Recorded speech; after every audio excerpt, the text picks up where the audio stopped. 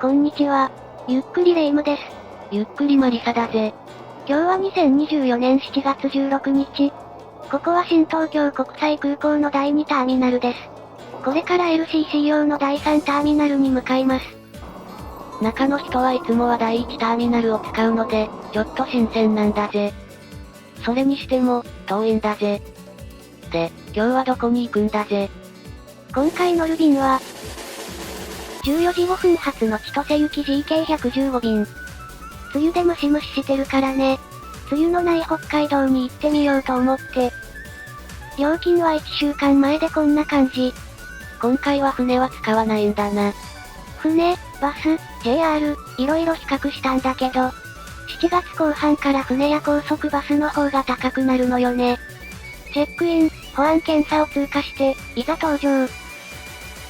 座席は後ろの方の A 列を予約。LCC だから狭いけど、国内線だからこんなものかな。USB 電源はついてませんでした。この飛行機は乗ってる便ではありません。そりゃそうだろう。滑走路が混んでて、14時42分に離陸。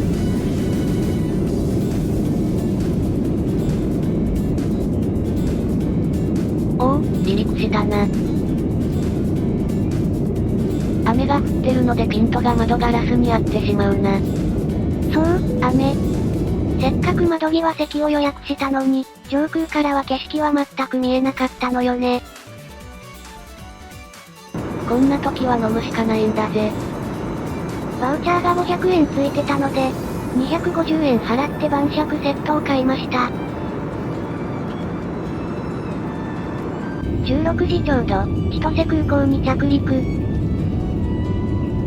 中の人は最近航空機事故番組にハマってたから、かなりビビってたんだよな。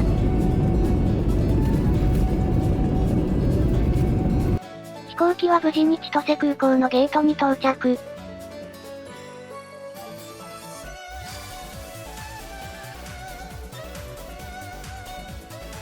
いやー、かなり歩かされるんだぜ。荷物も受け取って札幌市内に。どうやって行くんだぜ？まあ、高速バスで行ってもいいんだけど、新幹線の工事が遅れて大赤字の JR 北海道に乗ってあげましょう。おお、北海道もスイカが使えるんだな。出たな、JR 北海道の稼ぎ頭、エアポート快速。JR 北海道ご利用くださいまして、ありがとうございます。窓が汚いな。赤字だからね。こまめに掃除してる余裕なんかないんでしょうね。17時8分、札幌駅到着。12時には成田空港にいたから、5時間かかったわけよね。まあ、飛行機は待ち時間が多いからな。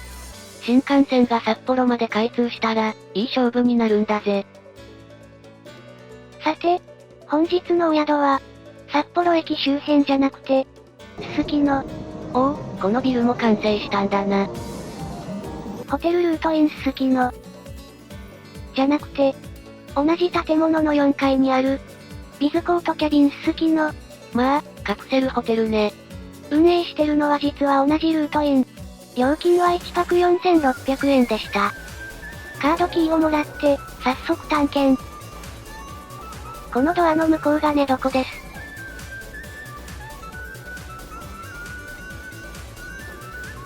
こちらが共用の設備。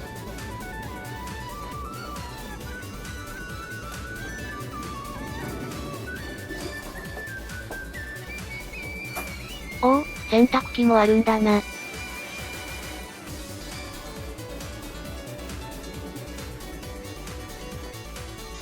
こちらが寝床。上段と下段を選べるようになってて、下段の方が楽ですね。スーツケースが入るような鍵付きロッカーもあります。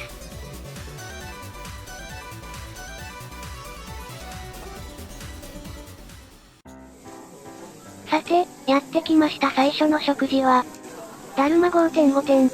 店の前の行列がちょっと短かったので、30分待って入店できたと思ったら、店の中でも1時間待たされたんだよな。行列ができるだけあって確かにうまい。店から出る煙は羊を焼いてる匂いがするけど、食べてみるとあの羊臭さがないんだよな。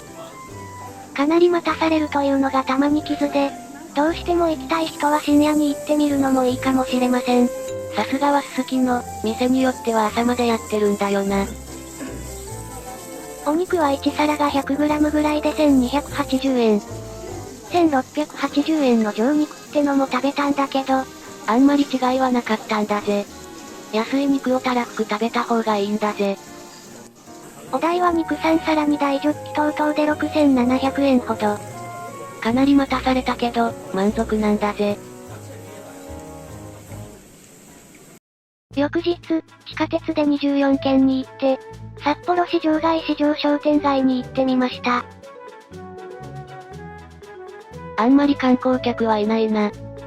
東京で言えば、築地に相当するところなんだけどね。確かに観光客は少なかったのよね。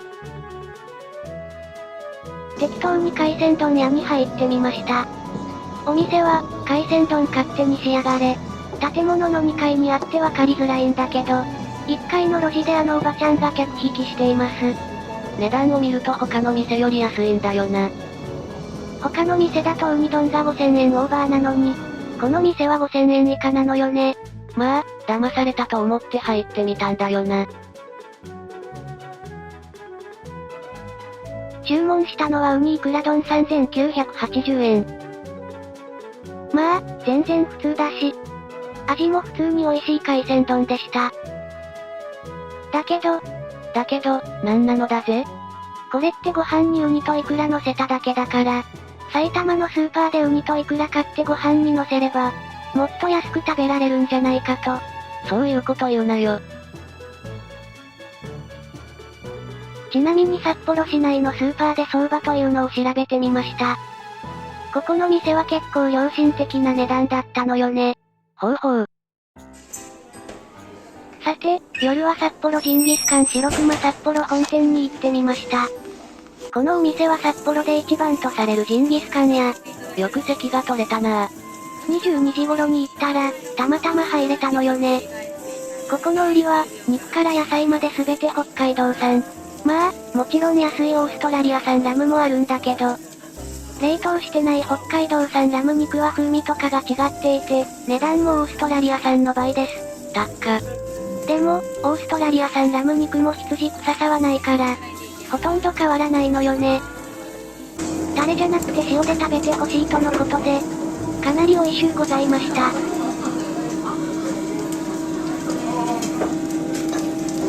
さっきのが北海道産で、こちらがオーストラリア産ラム。で、どうなんだ？ほとんど変わらないのよね。まあ、私には安い肉をたらふく食べた方が幸せなのよね。お野菜ももちろん北海道産。埼玉のスーパーの玉ねぎも大体北海道産だから、ありがたみはないのよね。そういうこと言うなよ。お代は約1万円。高っ。ちゃんと高い北海道産も食べてきましたよ。次の日は1日バスに乗ってて、疲れたから、この日もジンギスカンにしてしまったのよね。またか。羊を焼く煙が私を呼んでいる。ここも食べログで上位のお店。コンセプトは北海道産にこだわってるってことで、まずは安いオーストラリア産から。合成だな。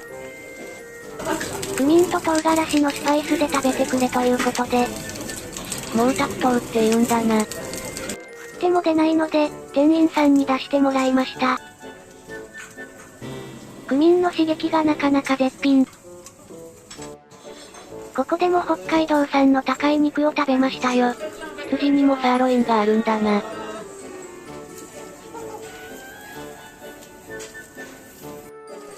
焼けました。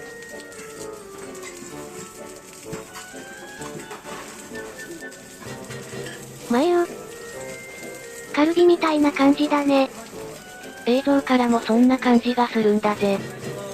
ちなみにお値段は、やはり、北海道産はオーストラリア産の倍。お高い店は早々と切り上げて、札幌ラーメン横丁の店舗さんへ。ビーズってのが夏いんだぜ。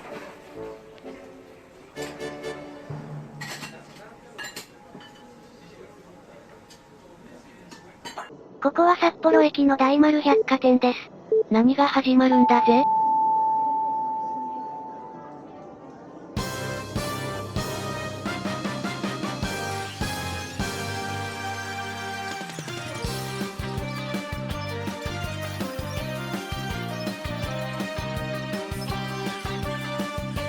うわぁ、もうこんなにいる。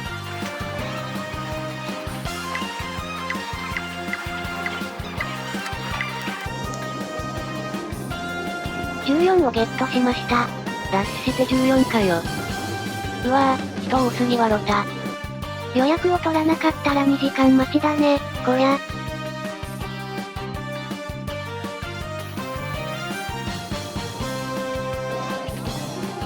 早速食べましょうか。まずはマグロから。うまそうなんだぜ。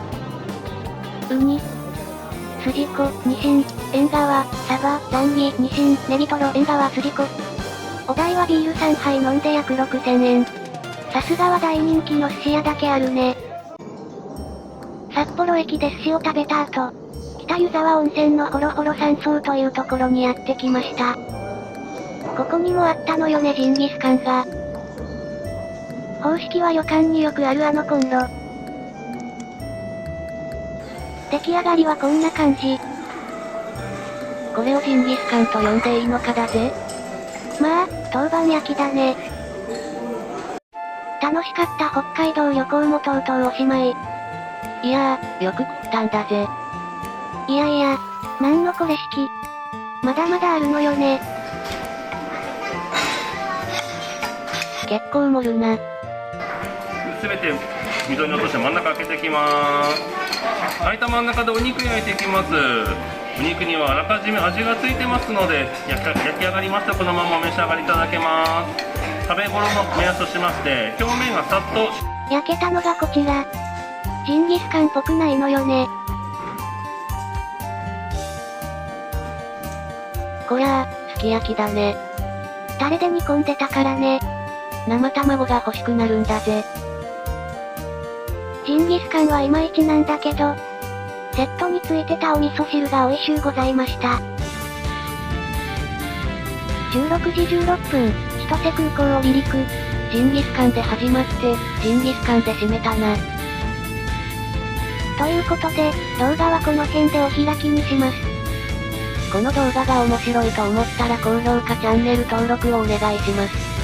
それでは、本日のご視聴ありがとうございました。